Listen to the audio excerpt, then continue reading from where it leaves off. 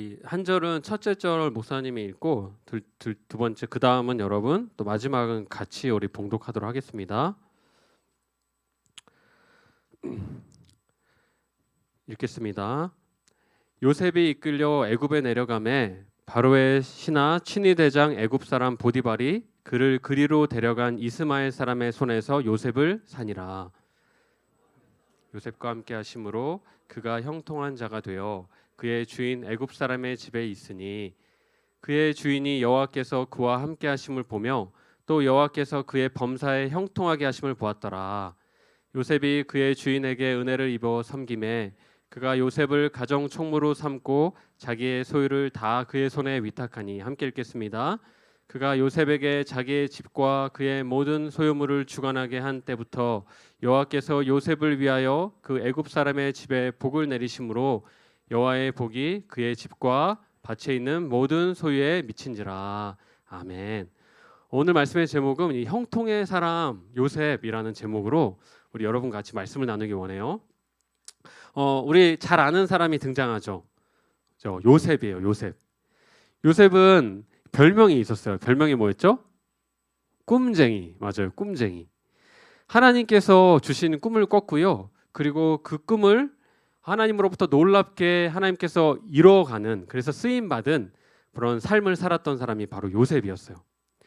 근데 요셉을 보면 어떻게 하나님께서 그 꿈을 계속해서 마음에 품고 있던 요셉이 그것을 이뤄가는지를 우리 요셉의 말씀을 통해서 우리에게 잘 보여주는 것이 바로 요셉의 이야기예요.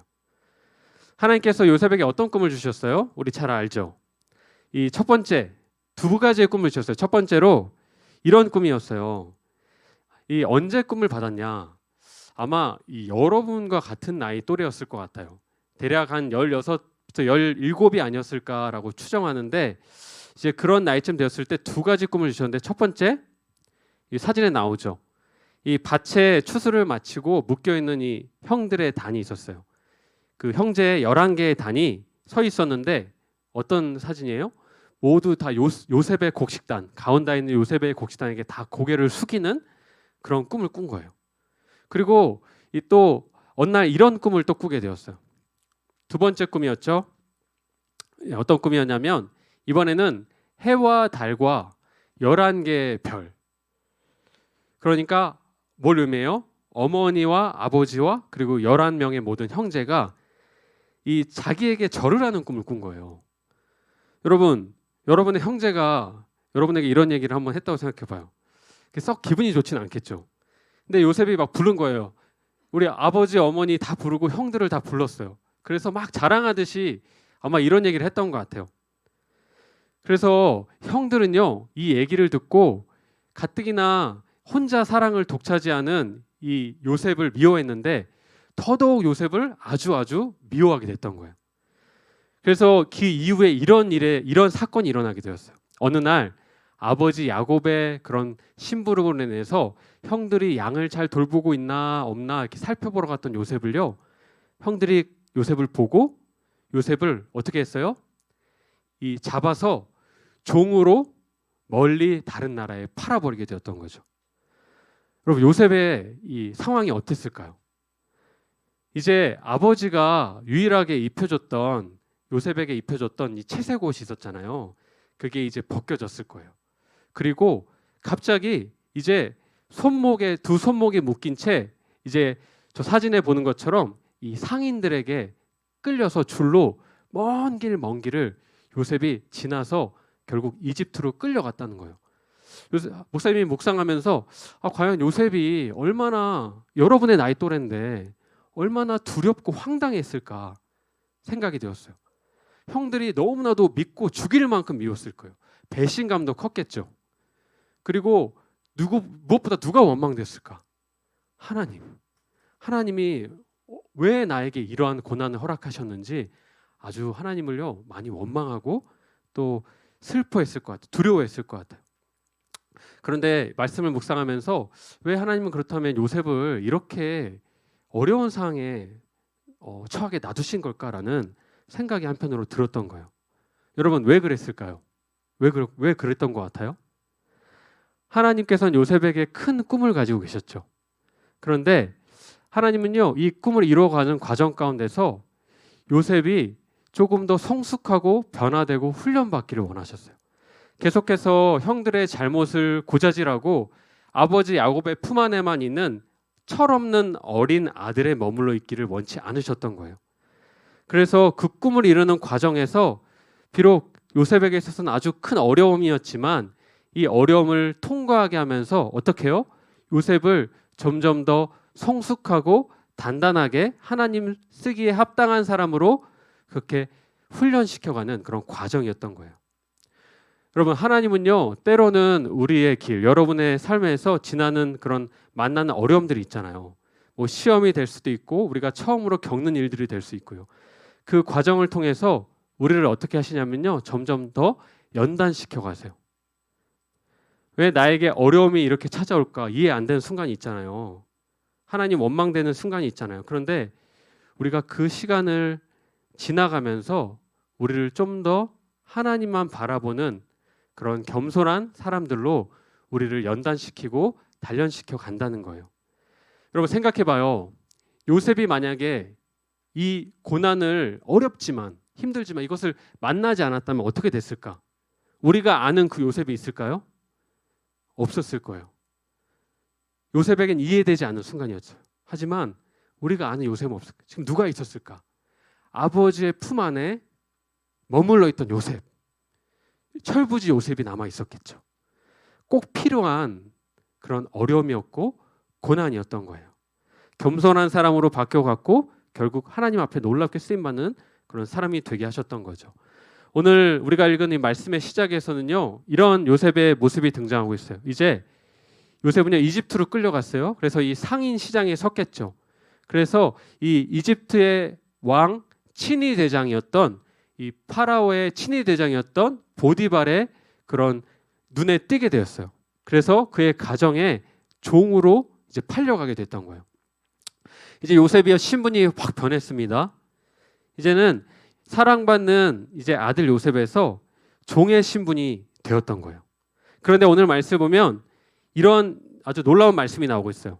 요셉이 비록 종의 신분이었지만 여러분 뭐라고 말씀하고 있어요? 하나님께서 형통하게 하셨다. 형통하게 하셨다. 그리고 요셉이 손을 대는 것마다, 그러니까 요셉이 쓰임 받는 곳마다 모든 것들을 하나님께서 축복받게 하셨다. 통로가 되게 하셨다라고 그렇게 놀랍게 말씀하고 있는 거예요.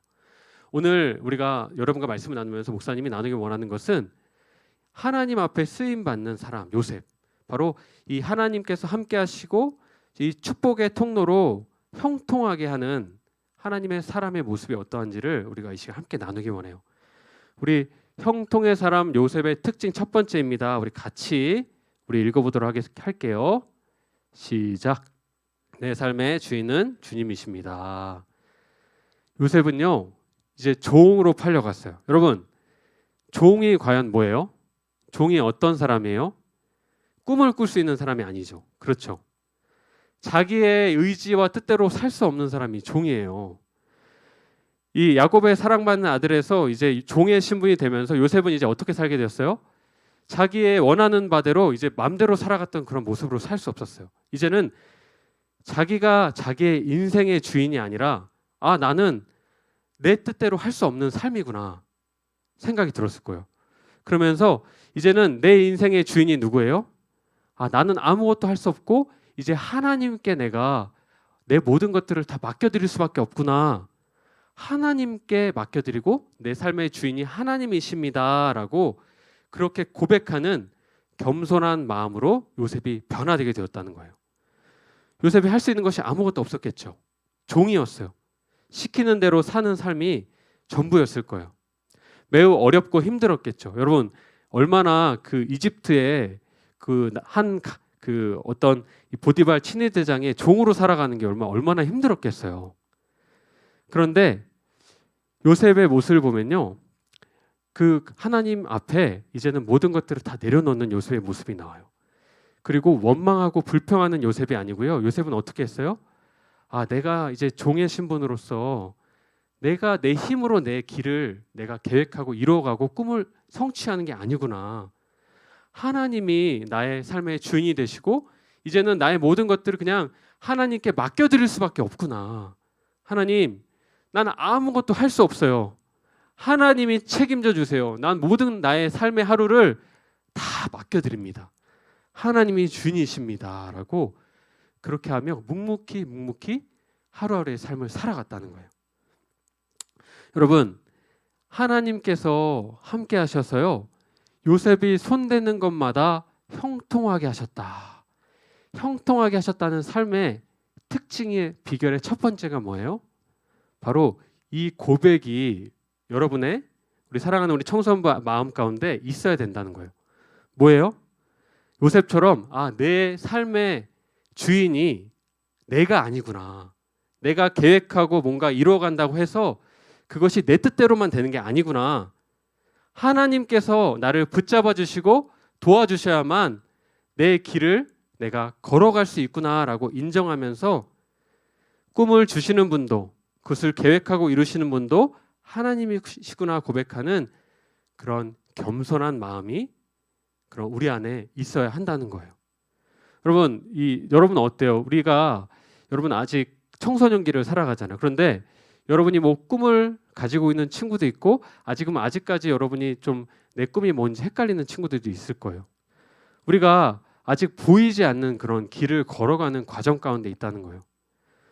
그런데 우리가 우리 안에 어떤 고백이 있어야 되냐? 바로 오늘 이 요셉과 같이 내 뜻과 내 길이 보이진 않지만 지금 나에게 속한 것이 아니라 하나님께서 내 삶의 주인이 되어 주셔야만 내가 이것을 걸어갈 수 있겠구나. 내 힘으로는 내가 살아갈 수 있는 것이 아니구나라고 인정하고 모든 것들을 맡겨드리는 삶, 그러한 삶을 우리가 살아가는 우리 청소년부가 되어야 한다는 거예요. 우리 잠언 16장 9절 말씀, 이 성경에 이렇게 말씀하고 있는데 우리 같이 읽어보도록 할게요. 같이 읽읍시다. 시작. 마음으로 자기의 길을 계획할지라도 그의 걸음을 인도하시는 이는 여호와시니라. 아멘. 우리의 걸음을 인도하시는 이는 누구라고요? 여호와시니라. 하나님이 여러분 이끌어 주셔야만 우리가 하나님의 뜻대로 쓰임 받을 수가 있어요. 우리의 힘과 계획으로 하나님을 의지하지 않고 나아간다면요, 절대로 우리가 하나님 앞에 쓰임 받는 삶을 살아갈 수가 없다는 거예요. 오늘 요셉처럼 우리가 이렇게 고백했으면 좋겠어요. 주님, 첫 번째로 나의 삶의 주인은 내가 아니라 하나님이십니다. 나는 아무것도 할 수 없습니다. 혼자서는 할 수 없습니다. 주님이 나의 삶을 붙잡아 주셔야만 내가 쓰임 받을 수 있습니다라고 그렇게 고백했던 우리 종의 그런 마음, 겸손함으로 우리 살아가는 그런 여러분이 됐으면 좋겠어요. 이것이 형통함의 비결의 첫 번째였어요.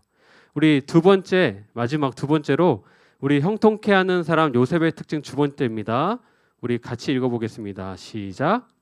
하나님과 동행하는 사람입니다. 여러분, 하나님과 동행하는 사람이다라고 말하고 있어요. 바로 어떤 사람을 말하는 거예요? 지금 하나님께서 나와 함께 계심을 인정하는 사람이 동행하는 사람이에요. 항상 하나님을 의식하는 사람을 말해요. 그리고 하나님을 의식하면서 하나님과 함께 걸어가는 사람, 이러한 사람이 바로 동행하는 사람이고 형통하는 사람이다. 형통한 사람이다. 오늘 말씀에 계속 등장하고 있는데요, 우리 형통한 사람 요셉의 특징을 반복해서 이렇게 설명하고 있어요. 우리 2절 말씀에서 이렇게 말씀하고 있어요. 첫 번째로 여호와께서 요셉과 함께 하심으로 그가 형통한 자가 되어.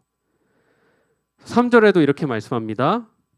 주인 보디발이 요셉을 보면서 여호와께서 그와 함께 하심을 보았다. 마지막으로 우리가 함께 읽지 않았지만 우리가 이 39장의 이제 마지막 부분을 보면요, 어떤 이야기가 나와요? 이 주인의 보디발의 아내가 요셉을 유혹하잖아요. 그런데 그것을 뿌리치고 요셉이 어떻게 됐어요? 누명을 써서 이제 더 심한 신분이 됐어요. 이제는 종에서 뭐가 됐어요? 죄수가 됐죠. 그런데 그 감옥에 갇혔을 때에도 성경은 이렇게 말씀하고 있어요. 여호와께서 함께 하심으로 형통하게 되었다. 여러분, 뭐가 우리 눈에 보이죠? 형통함의 특징이 뭐라고 말하고 있어요? 우리 2절에 나와 있죠. 하나님께서 함께 하심으로 그가 형통한 자가 되었다. 그러니까 함께함이 하나님께서 우리와 함께하는 것이 우리의 형통함의 특징이다라고 말하는 거예요. 바로 우리가 하나님과 동행하는 삶을 얘기하는 거예요. 여러분, 함께하심이 뭐예요? 아까도 나눴지만 이렇게 살아가는 거예요. 여러분이 학교에 가든지 길을 홀로 걷든지 버스를 타고 가든지 여러분이 어디에 있다 할지라도 항상 하나님과 함께 살아가는 삶. 그러니까 하나님이 나를 보고 계시고 지금 나와 함께 하시는구나. 하나님을 의식하며 살아가는 삶을 바로 동행하는 삶이고 하나님과 함께하는 삶이다 라고 말하고 있는 거예요. 여러분, 요셉이 그랬잖아요. 우리 요셉의 모습을 생각해 보면 어때요? 어디에 있든지 하나님의 살아계심을 요셉이 의식하며 살아갔어요. 하나님, 내가 비록 종으로 있지만 또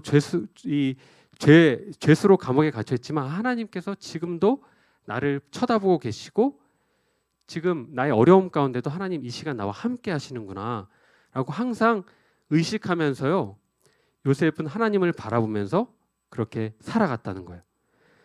그것이 여러분, 우리가 하나님께서 우리의 삶에 우리를 쓰임받게 하시고 형통하게 하시는 비결의 두 번째인 거예요. 그래서 요셉이 어떻게 했어요? 요셉이 어디에 있든지 하나님께서 요셉을 통해서 복의 근원이 되는 이 축복의 통로가 되는 삶을 살게 하셨다라고 말씀하고 있다는 거예요. 여러분, 이 형통한 사람은요, 뭐라고 말씀하고 있어요? 하나님과 함께하는 사람, 동행하는 사람이다. 이 성경의 형통함의 의미가 뭐냐면요, 성경은 뭐라고 말씀하고 있어요? 보통 이 종의 모습, 죄수의 모습을 형통하다고 우리는 생각하지 않잖아요. 여러분 어때요? 그렇지 않잖아요. 그렇죠? 이 파라오나 이 보디발의 이 친위 대장 보디발의 모습이 여러분 형통한 사람 아니에요?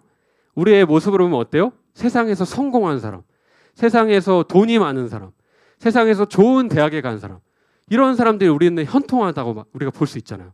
그런데 성경의 기준의 형통함은요, 그게 아니라고 분명히 말하고 있어요. 요셉은 종이었어요. 요셉은 죄수였어요. 그런데 하나님이 어떻게 요셉을 바라보세요? 성경은 어떻게 바라보고 있어요? 형통하다. 앞길이 잘 열리게 주님께서 도우시는 사람이다라고 말씀하고 있다는 거예요. 돈이 많고 남들이 부러울 만한 그런 학교의 직업을 가진 사람이 아니라 하나님이 함께 하시는 사람이 형통한 사람이다 라고 성경은 분명히 말씀하고 있다는 거예요. 하나님이 함께 하셔야만 여러분, 우리의 삶을요, 하나님께서 하나님이 원하시는 뜻대로 우리를 이끌어 가시고 우리를 사용하실 수 있기 때문에 그렇게 말씀하고 있다는 거죠. 여러분, 오늘 우리 요셉을 바라보면서 우리 두 가지를 나누었어요. 하나님께서는요, 여러분을 향해서 놀라운 계획을 가지고 있어요.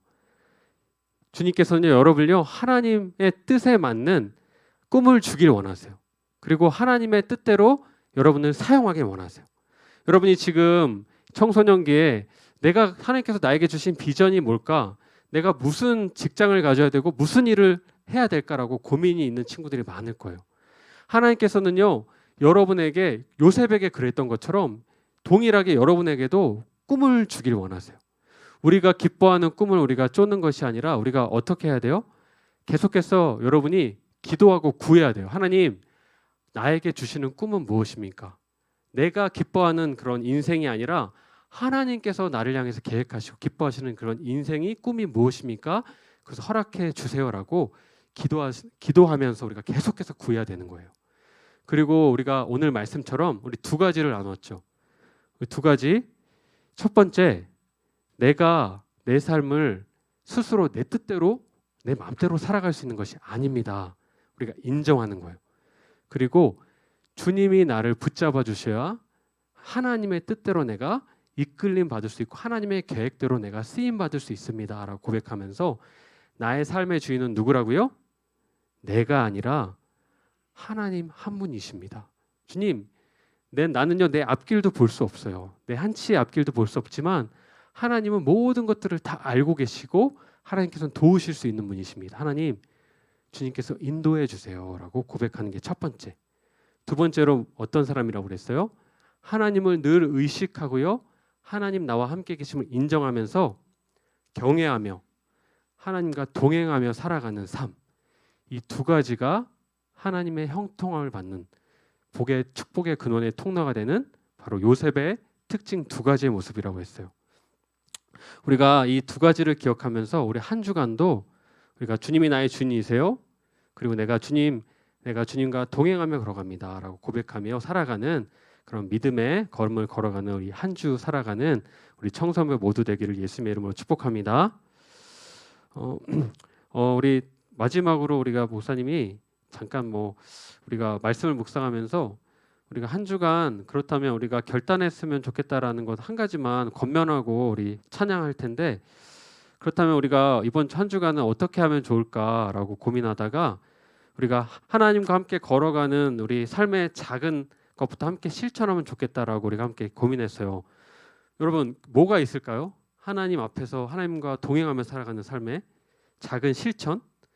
우리 이 길가에 우리가 쓰레기 함부로 버리지 않기가 될 수도 있겠죠. 여러분, 의외로 우리 안에도 이게 툭툭 쓰레기 버리면서 살아갈 때가 많이 있잖아요. 그렇죠? 쓰레기 버리지 않고. 그리고 또 한 가지가 생각이 났는데, 학교에서 우리가 고운 말 바른 말 쓰기. 우리 지나가면은 서현역 지나가면은 중고딩들 옆에 미안한데 지나가면은 보통 이렇게 좋은 말이 안 들리더라고요. 여러분도 그렇죠? 왜 하잖아요, 그죠? 학교에서 이러면서 그렇죠?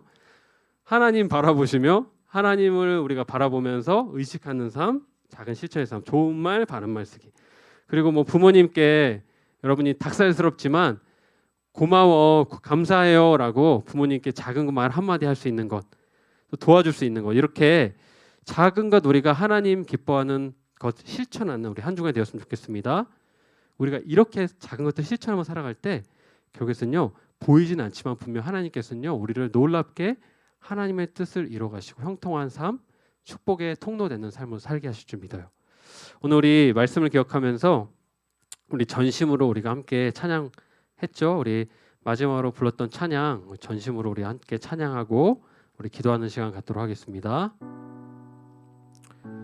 우리의 모든 삶, 우리가 스스로 살아갈 수 없는 것을 우리가 인정하고 고백하면서 이 시간 주님 손에 맡겨드립니다. 우리 함께 우리 말씀을 기억하며 찬양하며 나가겠습니다. 주님 손에